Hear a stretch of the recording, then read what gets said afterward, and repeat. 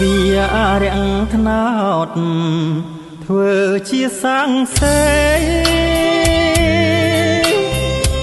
រឿងខ្ញុំនឹងស្រីក្តីស្នេហ៍នឹងផងវត្តវិហារសួរដួងចិត្តចាំចងស្នេហ៍គ្រាកូនឡងឥតមងសោះឡើយណា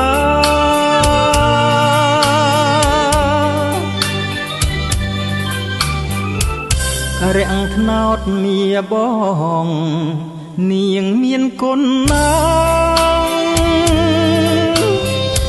អូនកូនមកចាប់ផ្ទះជួយយកអាសាអូនចេះរាំងទាំងធ្នមចិត្តរៀមរាដូចបុត្រធីតាត្រូវម្ដាយថ្នាំងធ្នម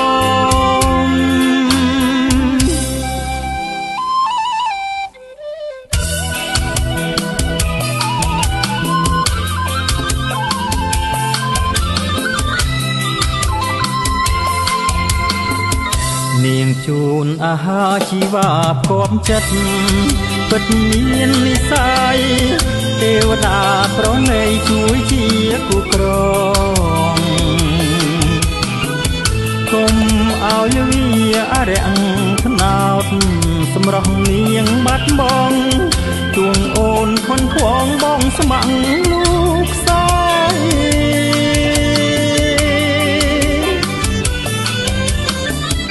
រាំងថ្នោតមៀប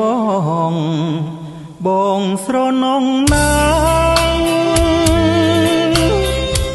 ខ្ញុំសូមប្រកាសពីពិតមានន័យបើខ្ញុំក្បត់ចិត្តវារាំងថ្នោតថ្លៃវាសួរសាក់សី